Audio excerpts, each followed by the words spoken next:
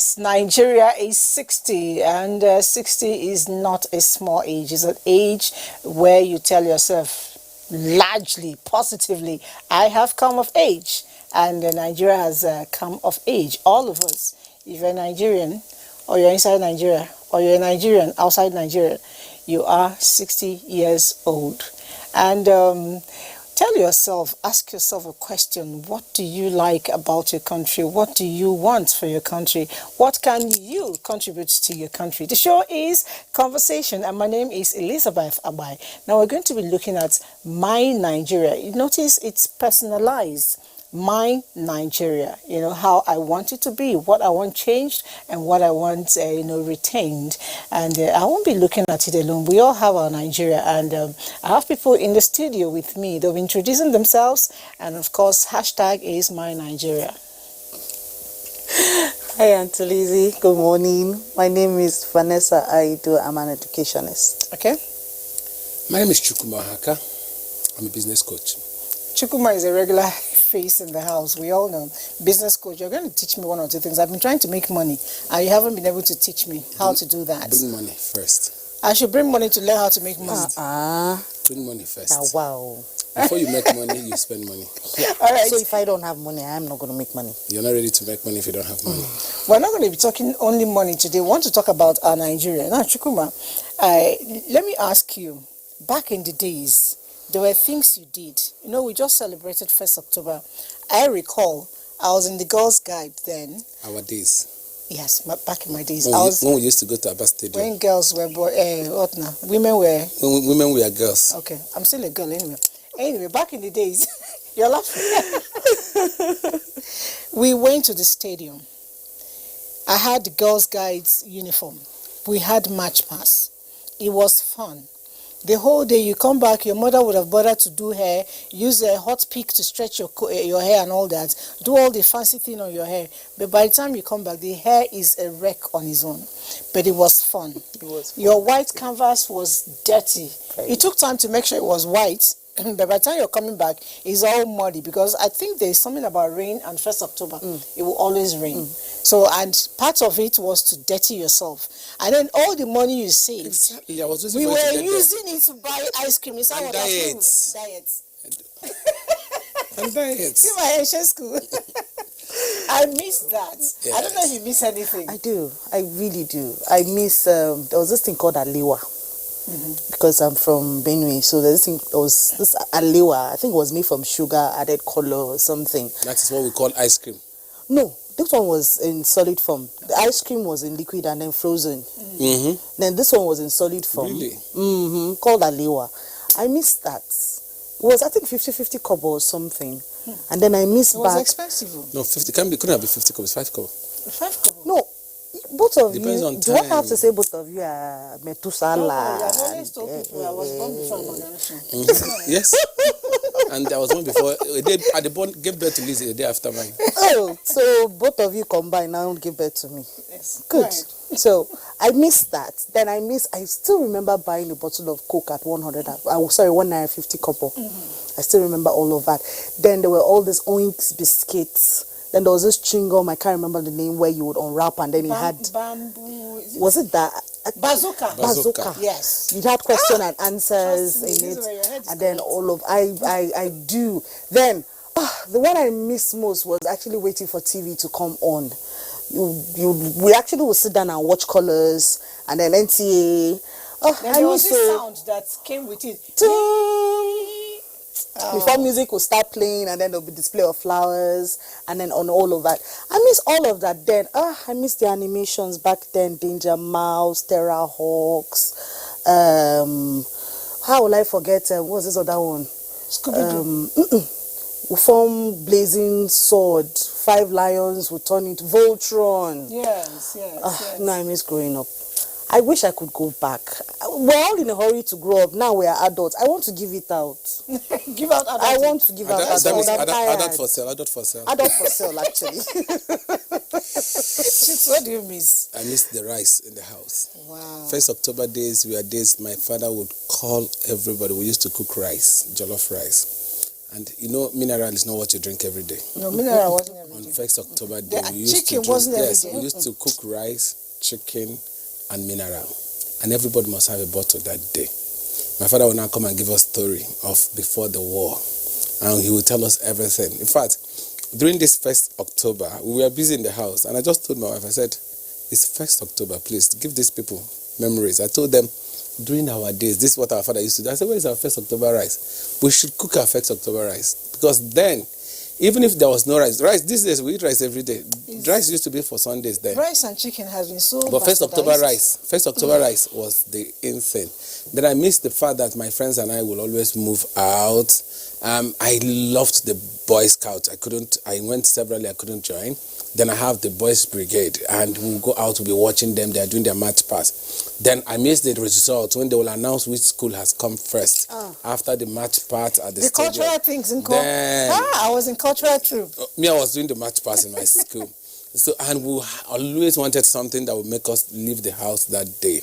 Then by the time we are back, like you said earlier, would have been very tired.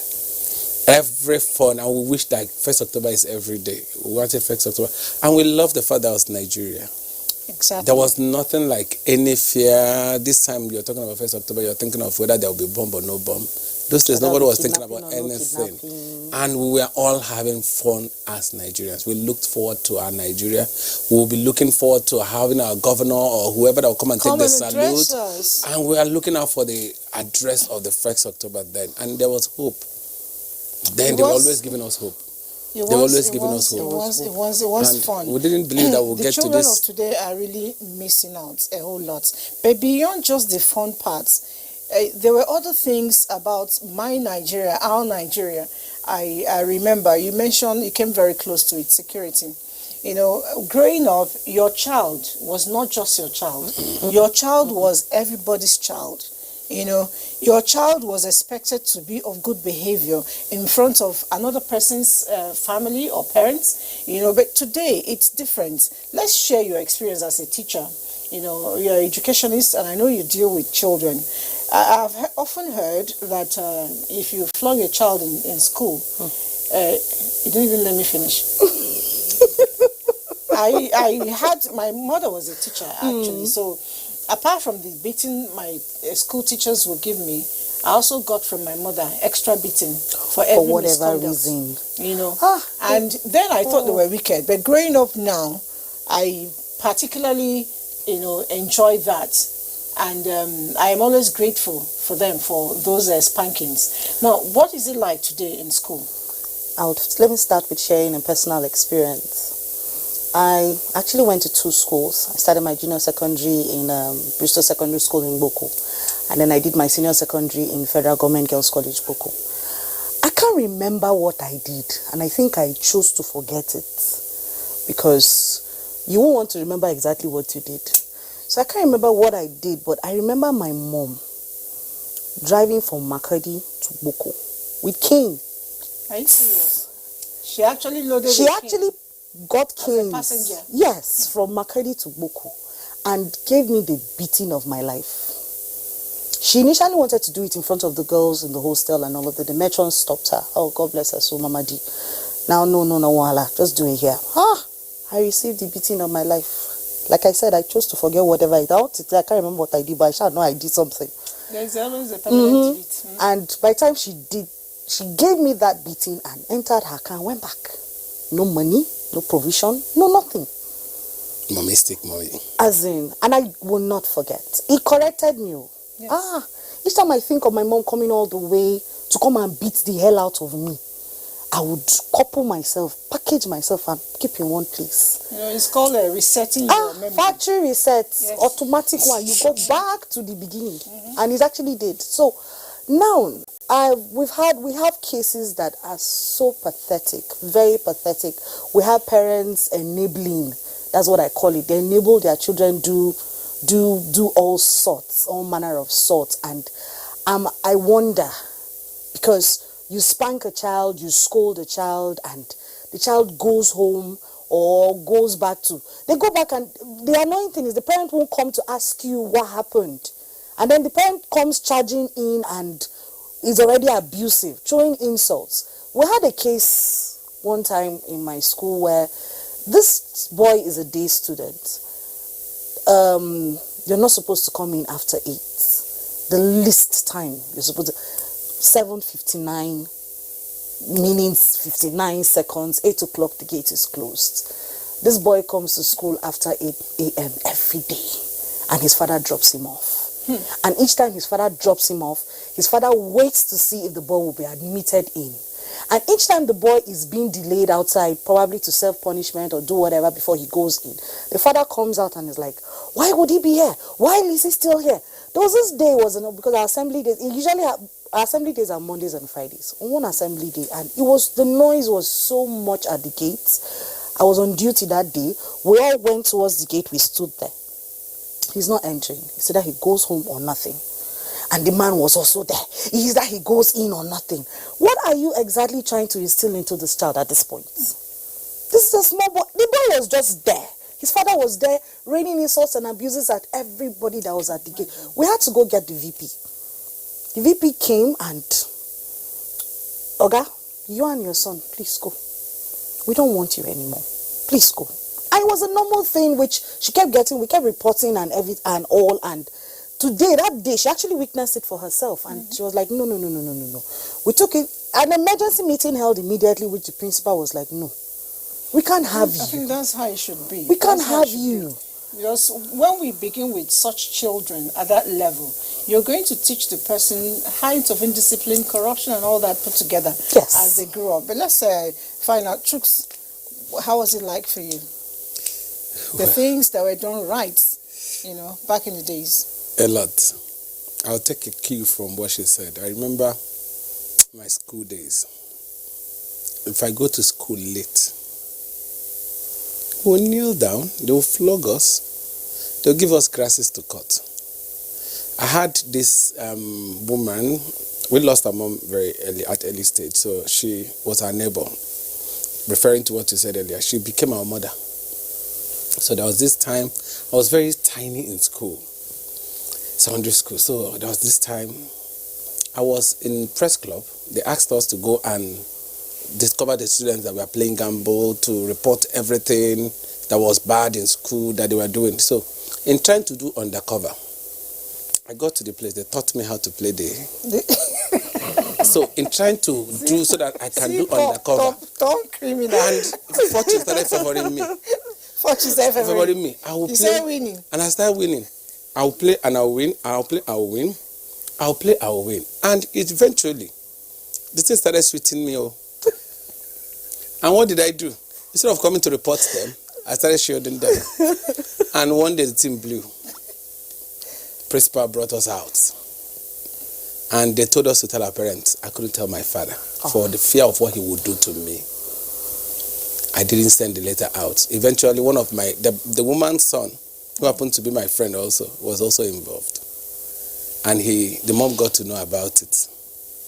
And we were suspended. I was suspended for 5 weeks. And I didn't want to tell anybody. I came back. The mothers there's an advantage for motherhood in the house. My mother would have found out. We are sure to be alive. But the fathers will have ways. So I tried to hide it. But the suspension that came to me was, they called me the greatest gambler that day. And I was feeling very important too. Like, you know how it is now. They brought me out. In fact, when they were calling my name, the principal said, the smallest but the mightiest. Come and see me. I felt like one dawn. And I came very small. They flogged me. They were flogging me. I was foaming. They sent me home. I didn't feel the heat of that until I got home. Then we used to call her mine. She came home with a suspension letter. She left her house straight to my father. Pajo, are you aware that Chukuma? Hi, I fainted because the worst has happened. And God helped me. 3 weeks later, 3 days later, there was strike everywhere, and the strike lasted for 5 weeks. So after the call of the strike, I went back to school. But as a father, I can't imagine finding myself in what you just narrated now. my son wouldn't even want to get me to that point. Neither would my daughter want me to. Because it's a height of irresponsibility when you fail to teach your child on how to behave outside. I punish my children. I try as much as possible not to flog, but I have ways of punishing them that would pain them more than flogging. Because I learned that my dad used to flog us very well. He had different kinds. He had cane, he had rubber, he had wire, Belt. he had belt, He he had used two fingers. he had plenty things. So Koboko. yeah, and at a point we became used to it. So I told myself I wouldn't want to train my children that way. It is so bad that today we have parents who encourage their children to do anyhow, either to their teachers, even in church, even you see, you Even come in to public. yes, you see children in my wife's office when my children were doing they were doing holiday job, and I got to hear one day that my son got and said, "This is my father's place." I just called him. I told him. I just called my staff. I told them, anytime he repeats this, flog him. And I called him. I said, all of these are your seniors. Anytime I hear you say that, you lose your salary. And if you want to joke with him, not with his money, because he will respect Like that. father, like son. You understand? So I made him understand. I did mention to you in the last time we were speaking that he wanted to. He wanted to. He was trying to eat. Oh yes, food. He wanted to open his flags. He called me on the phone and said, please, that he's trying to tell them to come and open his flags. I said, how did you tell them? He said he's in his office doing class. I said, when you finish your class, carry that food and go and tell them, Uncle, please help me open. I said, if you repeat it, if I hear you said it, because he has to understand that people must be respected. Definitely. That is how I am trained. My father trained me that way. You know, but a lot of parents are losing it. I remember a conversation I had with you outside of the set where you mentioned that some parents will actually go to change their child's school or ask teachers to influence you know, marks results God forbid. so that their child can pass God and go to forbid. the next class, or where the teacher says no, they transfer them. It's really bad, because for me that's where we begin to learn to teach people corruption. Yes. So let's before we go to corruption full time, let's take a beat from our audience. Some people are writing in, they remember their Nigeria. This one says, good morning, my name is Ike and I'm currently watching the conversation, My Nigeria. I really love the caption, My Nigeria. It's our Nigeria and we should make it work. Definitely, that's why we are here. And good morning, I love your program and especially the topic, My Nigeria. I miss Tales by Moonlight Safari from Israel in Kwara State, Israel. It's still on. I think Tales by Moonlight comes up every 5:30 on Friday. Serious? So yes, it's still on every Friday. Do you know how many times I try to participate in Tales by Moonlight? You know, and that's that song, the montage. Yes. I still look for. I wanted to be. I thought of acting in that Tales by Moonlight in Abadan. I wanted to just be one of those children that will come and act. It was where I nurtured my acting career, but it never happened. Every move I've made to get myself acting. At the point, even when they gave me scripts, if they give me scripts, there's something to take it away. So I just told myself that nature has not called me on that direction. We had Kiddie Vision 101 so and Speak Out. Kiddie's Vision 101. You were asking about this. I'd like to just see a bit of it. If my director is prepared, Tales by Moonlight, if you can just play just the montage. I need Israel to have a feel of it. It's still on 5:30 every Friday. And let me give you the montage for now.